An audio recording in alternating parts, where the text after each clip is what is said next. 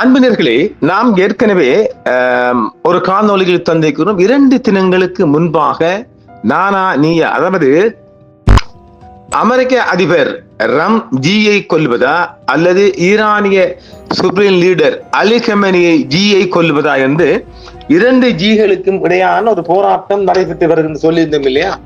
இப்பொழுது 2 செய்திகள் கசிந்துள்ளது. ஒன்று, அமெரிக்கா வெனிசுலாவின் அதிபர் மதுரோவை கடத்தி கைப்பற்றியதை போன்று ஒரு வியத்தகு நடவடிக்கையில் ஈரானின் அதிபர் உச்ச தலைவர் அலி கமேனியை கடத்த ஜனாதிபதி டிரம்ப் முயன்றதாக இன்று ஒரு செய்தி உலகம் முழுவதும் பரவி இருக்கின்றது. அடுத்ததாக இப்பொழுது இந்த திட்டம் ஈரானுடன் ஒரு பாரிய மோதலை தூண்டும் மற்றும் ஒரு பிராந்திய போருக்கு ஆபத்தை விளைவிக்கும் என்றும் அதிகாரிகள் எச்சரிக்கின்றனர். விவரங்கள் இன்னும் வெளிவருகின்றன. ஆனால் இது மத்திய கிழக்கில் மிகவும் ஆக்ரோஷமான உத்தியை வெளிப்படுத்துகிறது. இந்த வேளையில் தான் அமெரிக்க கடற்படை நெருங்கி வருவதால் ஈரானின் அதிகாரபூர்வ வாய்வீச்சு போருக்கான ஆயத்தங்கள் மேற்கொள்ளப்பட்டு வருகின்றது. அதாவது ஏற்கனவே ஒரு செய்தி கசிந்திருக்கின்றது. வெனிசுவேலா அதிபரை கடத்தியது போன்று ஈரானின் சுப்ரீம் லீடரை கடத்துவதற்கான ஒரு திட்டம் கசிந்துள்ளது. ஆனால் இன்றைய சனிக்கிழமை பிந்திய செய்திகள் உலகம் முழுவதும் வரைவரும் செய்தி என்னவென்றால், வெனிசுவேலா அதிபரை போன்று கடத்துவதற்கான திட்டம் இன்னும் இருக்கின்றதா?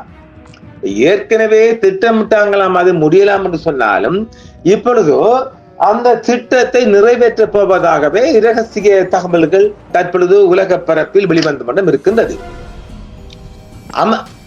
தெஹ்ரானில் அதிகரித்து வரும் போர்க்குணமிக்க அதிகாரப்பூர்வ அறிக்கைகள் அதன் தலைவர்கள் வாஷிங்டனில் ராஜதந்திர சமயங்களை விட அமெரிக்க ராணுவ பயன்பாடுகளை மிகவும் தீவிரமாக எடுத்துக் கொள்ளலாம் என்பதை குறிக்கிறது. விமானம் தாங்கி கப்பலான USS ஆபிரஹாம் லிங்கன், பல நாசகார கப்பல்கள் மற்றும் போர் விமானங்களுடன் வரும் நாட்களில் மத்திய கிழக்கிற்கு வர உள்ளது என்றும் செய்தி வெளிவந்துள்ளது.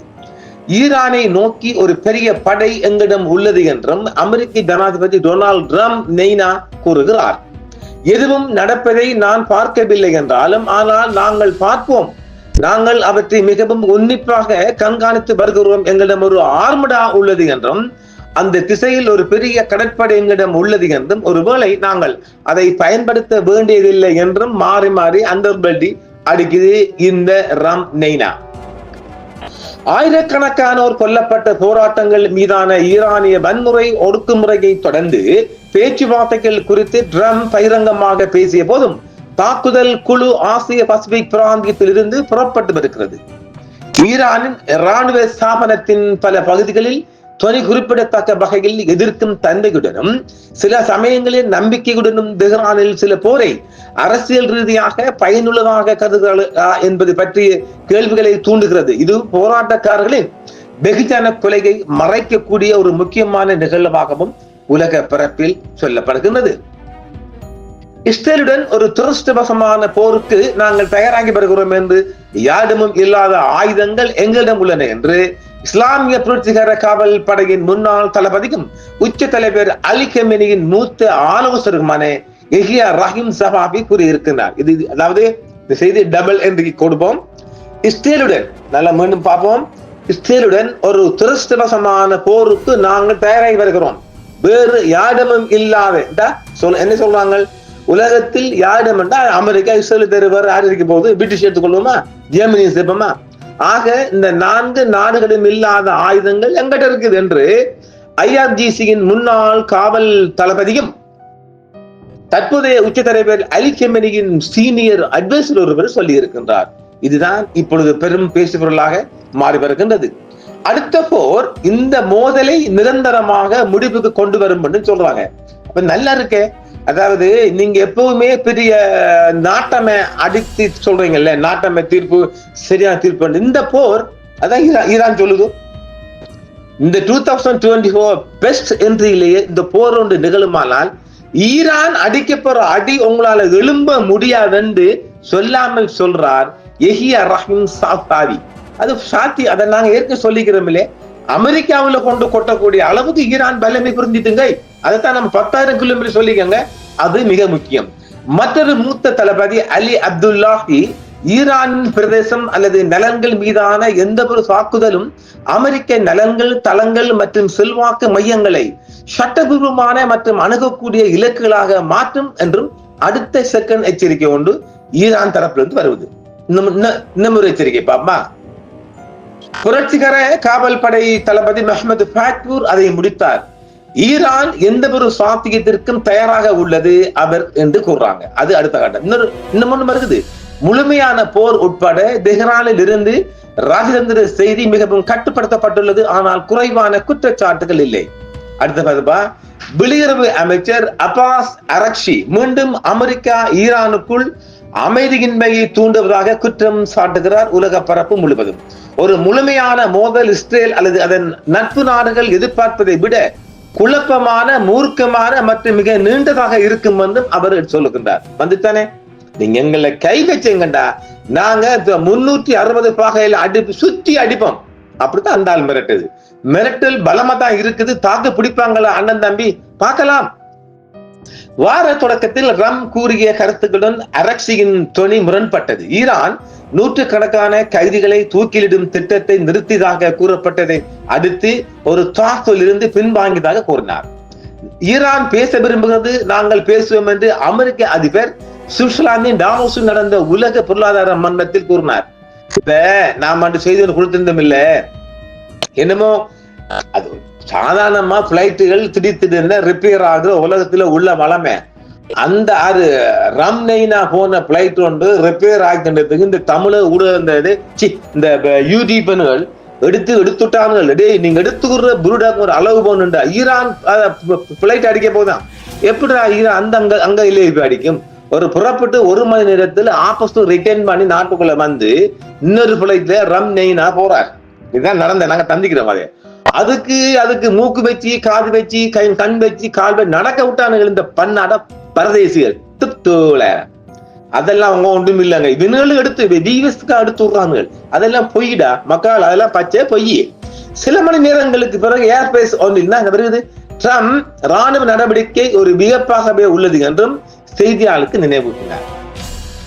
எப்போதும் போல ட்ரம்ப் தனது விருப்பங்களை திறந்தே வைத்திருப்பதாக தோன்றியது. அதாங்க நாம் ஏற்கனவே மஹிந்தன் ராஜபக்சே சொன்னது. மஹிந்தன் ராஜபக்சே எப்போதுமே ஓப்பனா பேசக்கூடிய நாங்க எல்இடிக்கு அடிக்கப்படுறோம் அடிக்கிறது தான். அதே மாதிரி தான் இந்த ரம் நெய்னாவும் நாங்க அடிப்பாங்க ஓப்பன் டைப்ல வந்து பிசினஸ் மேன் தானே, ஓப்பன் டைப்ல பேசிக்கொள்ளுவது. ஆனா ரணில் அப்படி இல்லை, சிரிச்சுக்கிட்டே தாலியா இருப்பான் மனுஷன். அதனால அது செய்திக்குள்ள போயிடலாம். தெஹ்ரானில் கடந்த ஜூன் மாதம் இஸ்ரேலிய தாக்குதல்கள் அமெரிக்கா ஈரான் பேச்சுவார்த்தைகளுக்கு மத்தியில் வந்தன என்பதை நினைவில் வைத்துக் கொண்டு அதிகாரிகள் தங்கள் சொந்த முடிவுகளை எடுத்ததாக தெரிகிறது. அமெரிக்க கடற்படை நெருங்கும் போது ஈரானிய அதிகாரப்பூர்வ சொல்லாட்சி போருக்கான கச்சை கட்டுகிறது. மக்கள் சரிந்தனர்.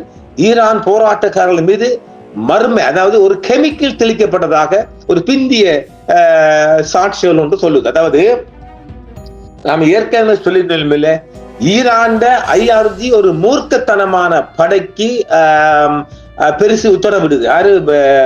Ali Khamenei Naina உத்தரவிடுது. அந்த உத்தரவு போனவுடன் கண்ட மாதிரி அந்த விடயம் நடக்குது. எப்படி என்றால் சுட்டு தள்ளுறாங்க. பலபடியான அந்த பில்டிங்களுக்கு ஒசக்க இருந்து ஏறி இந்த கட்டமாக சுட்டுக் கொல்லப்படுறாங்க. ஒரு கெமிக்கல் தெளிக்கப்படாத ஆயிரக்கணக்கான மக்களின் ஒரு கண் பாதிக்கப்பட்டிருக்கிறது. ஆபரேஷன் மூலமாக அந்த கண் எடுக்கப்பட்டிருக்கு. அப்ப எல்லோரும் ஒற்றை கண். இந்த இஸ்ரேல நாம் ஏற்க சொல்லிக்கிறோம், இஸ்ரேல முன்னாள் பிரதமர் மோசே தயான் போன்று ஒரு கண் இழந்து இருக்கின்றார்கள் ஆயிரக்கணக்கான மக்கள்.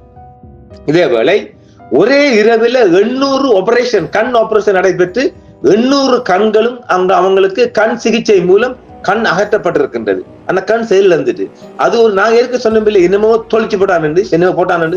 அட பாவி மனுஷனுங்களா, ஏதோ ஒரு கெமிக்கல் கண், அதாவது கண்ணை எரிக்கக்கூடிய, கண் எரிச்சல் கொடுக்கக்கூடிய, கண் எரிச்சல் செய்யக்கூடிய ஒரு கெமிக்கலை கொண்டு இந்த IRC பன்னாட கொண்டு தொலைச்சு போட்டாங்க.